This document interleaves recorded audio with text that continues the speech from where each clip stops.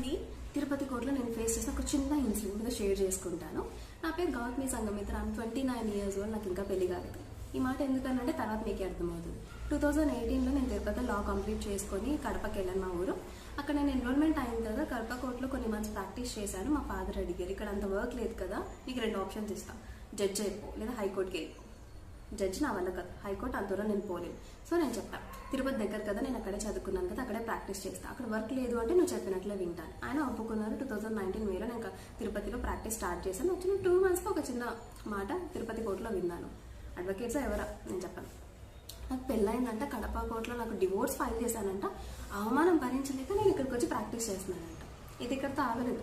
Staff advocates ఈ course అని ఉంటుంది, కేసెస్ అందులో ఉంటాయి. మొత్తం వెతికారు, నా పేరు ఎక్కడా దొరకలేదు. అప్పుడు ఇంకొక మాట వచ్చింది, ఏంటి బయట సెటిల్ చేసుకున్నారంట. లేదు, ఇక్కడితో కూడా ఆగల. అప్పుడప్పుడు సెకండ్ సాటర్డేస్ ఫ్యామిలీ కోర్ట్ ఉంటుంది.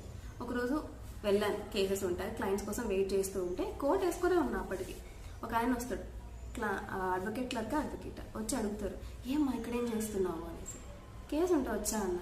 ఏం డిపెండ్ డివోర్స్ కేసు ఉందా, చెప్పేయి, మీరే చెప్పే అన్నీ. ఇక్కడితో కూడా ఆగల.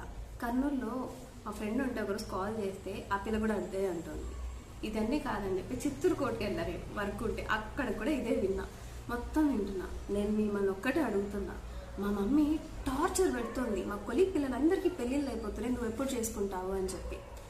మా ఆయన ఏదో నాకు చెప్పారంటే, ఆ కేసు నెంబర్ ఏదో నాకు ఇచ్చారంటే, మా ఆయన వెళ్ళి కలుసుకొని ఆమె యువర్ వైఫ్ అని ఇంట్రడ్యూస్ చేసుకొని ఆ కేసు ఏదో విత్డ్రా చేసుకొని మా మమ్మీకి వెళ్ళి చూపించుకుంటా, ఇతనే నీ అల్లుడు, సొసైటీ చెప్తుంది, నువ్వు ఒప్పుకోకపోయినా.